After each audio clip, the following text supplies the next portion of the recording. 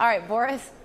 Let's get some perspective on all of this with Republican Congressman Buddy Carter of Georgia. Congressman, thank you so much for sharing part of your afternoon with us. It's quite possible that the Speaker will have to cut a deal with Democrats to save his job. What does that tell you? Well, I'm not so sure he's going to have to cut a deal. I mean, let's face it, Mike Johnson has been fair. He's been even-handed. He's doing the right thing. And I think people realize that. I think that the American public realizes it. I think Democrats realize it. And I think most Republicans realize it. But, you know, I don't think he's going to have to cut a deal in order to save his speakership.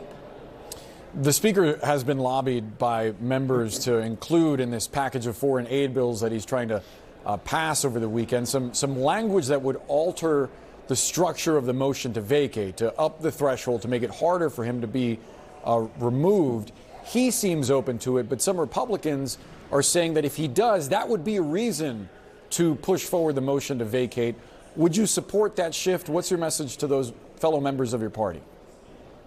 Well, look, I hope we don't have a motion to vacate. I would support increasing the number of votes that it would take in order to bring about a motion to vacate. I thought that last October the treatment of Kevin McCarthy was totally inappropriate and totally unnecessary, but nevertheless, you know, the will of the majority, the will of the party will come out, and we'll have to see if it changes or not. But, you know, one vote, I think that's pretty ridiculous, to be quite honest with you.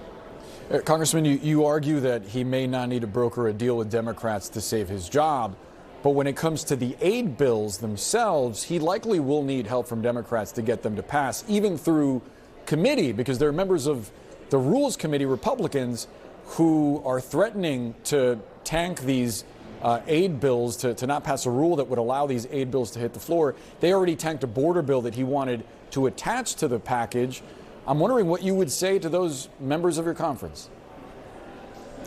Well, you know, it's certainly disappointing. I hope that we will be able to get the votes on the Republican side to get the rules out. But if we don't, then, you know, you don't always have to cut a deal to do the right thing. Let's keep that in mind. I mean, there are Democrats who realize this is the right thing to do.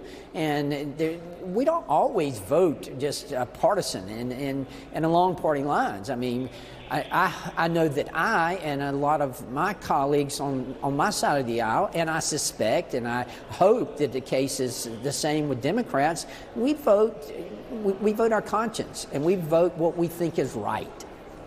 That's absolutely fair. Some Democrats, though, have called for limitations, for example, on the way that aid is sent to Israel. They want to see adjustments in the way that aid is sent based on the way that the IDF has carried out its war in Gaza. And you may need that Democratic support to get these bills through committee. Do you think there's any way that your priorities might be limited based on the way that these deals are written and brokered to get Democratic support? I don't think so. I don't think that our leadership, and I certainly don't think our conference is willing to compromise in order to just get something passed. You know, this is important. Israel is our ally. They're our greatest ally in the Middle East, the only democracy in the Middle East. We've got to get money. Let's keep in mind now, we've already got a bill over in the Senate to send money to Israel. And it's been there, and it's paid for. So, you know, we're having to do something over again that we shouldn't have to do over. Speaker Johnson was asked about why there's been a delay in trying to get this foreign aid package in the House that, as you noted, is very similar to what was passed in the Senate. Johnson says the House didn't pursue this earlier because, quote, it takes a long time to socialize and build consensus when you have the smallest majority in U.S. history.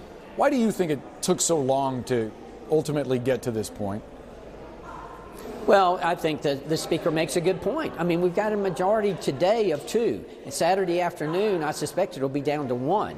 The slimmest majority ever in the history of the House of Representatives. You know, it's difficult. And And we have, ours is a big tent in the Republican Party, and we have a lot of different opinions, and sometimes it is difficult to get a consensus, but I'm convinced that we're right on policy. I'm convinced that we're going to do the right thing here. I still have confidence and faith that we will do that. Would you like to see some of those Republicans on the Rules Committee resign? You know, that's not my decision to make. That's the Speaker. The Rules Committee has generally been the Speaker's committee, and you know, it's decided by the Committee on Assignments. So, and I'm not on the Committee on Assignments, so it's not my place to say. But I know it's a very important role, and I certainly hope that they're not going to be obstructionists. I just think they're trying to do what they think is right. Congressman Buddy Carter, thanks so much for sharing your views with us. Thank you.